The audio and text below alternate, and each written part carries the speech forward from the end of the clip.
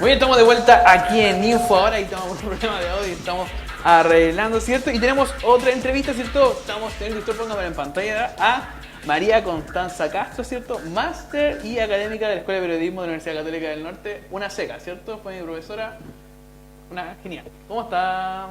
No sé si decirle profe, María, diga usted. Como usted quiera. ¿Cómo estás, Daniel?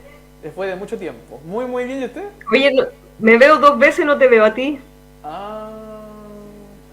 ¿Está bien? Ah, ya, no, que está puesta en pantalla completa en la pantalla, así que...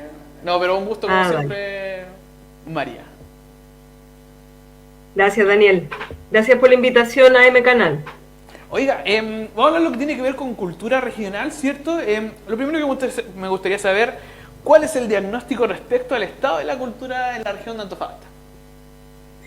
Bueno, es una pregunta bien difícil de responder, la verdad, porque hacer un diagnóstico implica demasiados elementos. Ahora, ¿qué podríamos decir? O sea, si revisamos, por ejemplo, el Plan de Desarrollo Regional, poco se dice de la cultura. Principalmente estamos centrados en temas más tecnológicos, de medio ambiente, etcétera. La cultura, bueno, sabemos, y ese es un gran problema a nivel nacional, aunque ahora se está intentando revertir con la nueva Constitución, se deja un poco como prioridad, como segunda, tercera o cuarta prioridad. Entonces, bueno, a nivel regional es poco lo que se puede decir de lo nuevo, además que, bueno, hay poco acceso a saber lo que se está tejiendo dentro de las comisiones, dentro del gobierno regional, y además que estamos en un momento bien transitorio. Hay que pensar que tenemos una institucionalidad cultural bastante joven en general, o sea, desde que tenemos el Consejo de la Cultura, pero desde que tenemos el Ministerio cambiaron muchas cosas. El Ministerio está recién desde el año 2018 y cambiaron muchas cosas y hubo muchos ajustes que hacer. Luego vino el estallido social, vino la pandemia. Cultura sabemos que fue el área que más una de las áreas que más se resintió con esta situación, porque los artistas, ¿verdad? Y no solo los artistas, sino que todos los que trabajamos en cultura, que no son solo los artistas, sino que también son los técnicos, son los gestores culturales, etcétera, se vieron muy afectados. Entonces, la cultura está como recién volviendo a retomar un poco su cauce. Durante el periodo pandémico se recibieron bonos, la situación de los trabajadores de la cultura era muy, muy compleja, y sigue siéndolo, porque todavía no se reactiva del todo. Y sabemos, bueno, además que en general la cultura funciona en base a proyectos, tiene poca continuidad en los proyectos porque tienen que año a año ir renovando, ir postulando. Entonces hay hartos temas asociados, además la precariedad laboral, ¿verdad? Ahora también, bueno, la nueva Constitución también algo se ha ido intentando trabajar respecto a la situación de los trabajadores de las artes y las culturas. Entonces, hacer un diagnóstico regional está complejo. Yo diría que este es un momento como de pausa y de volver a retomar la actividad, volver a retomar los fondos. Se redujeron también los fondos para las artes y las culturas. Pero bueno, en este momento estamos teniendo la Feria del Libro Filsic. La cultura en ningún momento se detuvo del todo, y nos dimos cuenta también en pandemia que era tan necesaria para todos. El arte y la cultura para el buen vivir, para calidad de vida, son derechos ciudadanos además. Claro, es verdad, eso es lo que usted dice ahí al último, cómo nos mantuvo vivos lo que tiene que ver la cultura. Bueno, los canales de televisión repitieron hasta saciarse, las novelas todavía las repiten, ¿cierto? Las mismas películas, un poco de todo, ¿cierto? Y un poco el famoso pago de Chile al mundo de la cultura en general, no solamente a los artistas. Claro, sí, la verdad es que en Chile la situación de los trabajadores de la cultura es muy, muy precaria. En general se trabaja sin contrato, sin previsión social. Sabemos que eso es así. Además, bueno, vivimos en una región que está acostumbrada a que la cultura, las artes y las culturas son subsidiadas, digamos, por las empresas, por las grandes industrias que están instaladas acá y que tienen cierta deuda con la sociedad.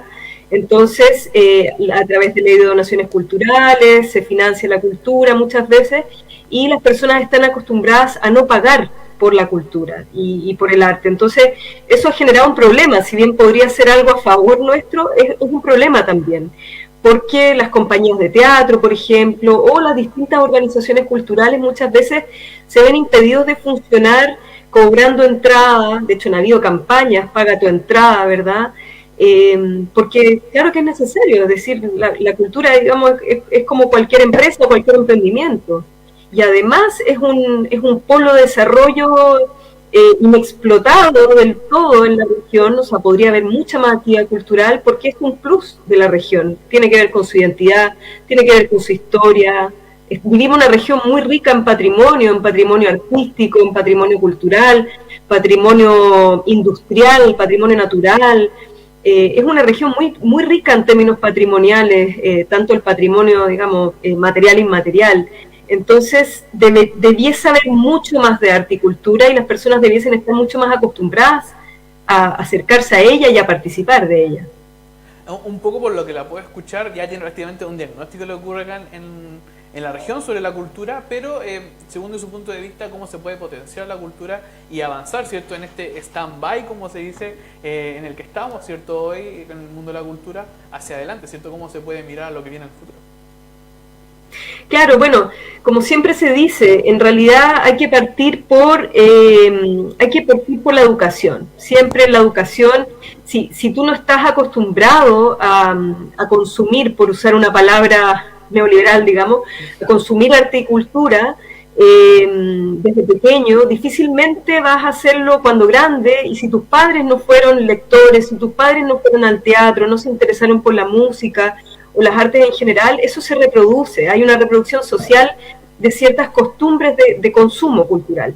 Entonces, claro, esto tiene que partir de las escuelas, de los liceos, de los colegios, y tanto el arte y la cultura debieran estar transversalmente en la educación, es decir, en la formación integral, que es algo que se ha ido dejando de lado con el tiempo, incluso en la educación superior también, porque se privilegian elementos muy vinculados a la empleabilidad final, por ejemplo, o a desarrollar ciertas técnicas o a especializarse. Las especializaciones le han jugado un flaco favor muchas veces a la cultura y a las artes, a esta formación integral, porque se la va dejando de lado en el currículum para privilegiar más horas de matemáticas, más horas de, digamos, algunas ciencias duras, que si bien son muy relevantes, el arte y la cultura son indispensables para el autoconocimiento, la autoformación, para la cultura identitaria, para cohesionarnos como sociedad, para relacionarnos, para colaborarnos, para conocer a los otros. O sea, tiene tantos beneficios el arte y la cultura,